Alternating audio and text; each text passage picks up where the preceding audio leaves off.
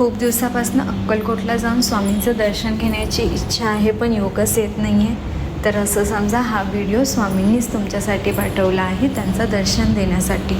अक्कलकोटला स्वामींची 2 मंदिरे आहेत, वटवृक्ष मंदिर आणि समाधी मंदिर. सर्वप्रथम आम्ही गेलो वटवृक्ष मंदिरामध्ये. तिथे पाय ठेवताच मन प्रसन्न होऊन जाते. आम्ही मंगळवारी गेल्यामुळे बिलकुलच गर्दी नव्हती. तुम्हालाही शांत दर्शन करायचं असेल तर तुम्हीही मध्ये सुट्टी घेऊन मधल्या वारी जा. सुट्टीच्या दिवसांमध्ये गेल्यावरती थोडी गर्दी राहते, पण तरी कितीही गर्दी असली, कितीही थकवा असला तरी स्वामींचे दर्शन होताच मन प्रसन्न होऊन जाते. स्वामींचे दर्शन घेताच दर्शन होते ते वटवृक्षाचे, जिथे सर्व स्वामी भक्त वटवृक्षाला धागा बांधून त्यांची इच्छा स्वामींपर्यंत पोहोचवण्याची प्रयत्न करतात.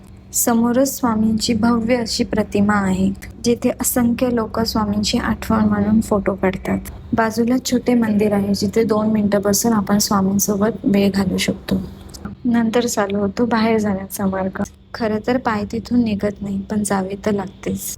मंदिरात प्रवेश करताना व बाहेर पडताना दोन्ही ठिकाणी खरेदीसाठी अनेक वस्तू आहेत. स्वामींच्या मनमोहक मूर्ती आहेत, गाडीचे किचन्स आहेत, फ्रेम आहेत. तिथेही आम्ही थोडी खरेदी केली. हा परिसर आहे भोजनालय गृहाचा. जर तुम्हाला भोजन करायचं असेल तर त्याचा टायमिंग आहे दुपारी 12 ते 3 आणि संध्याकाळी 7 ते 9. आम्ही 5 वाजता गेल्यामुळे आम्हाला त्याचा लाभ घेता आला नाही.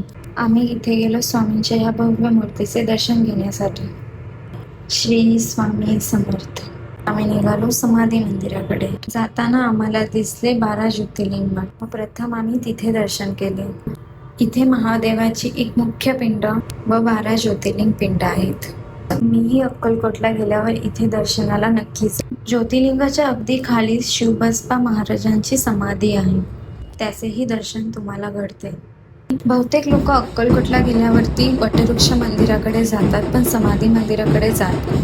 तर तुम्ही समाधी मंदिराकडे पण नक्की जा. तिथेही दोन्ही मंदिरात फक्त 1 ते 1.5 किलोमीटरचे अंतर आहे. तुम्ही अगदी 5 मिनिटात इथे पोहोचून जाशाल. त्यामुळे इथे पण नक्की दर्शनाला जा. ते तुम्हाला स्वामींच्या पावलांचे दर्शन होते आणि समाधीचे देखील दर्शन होते.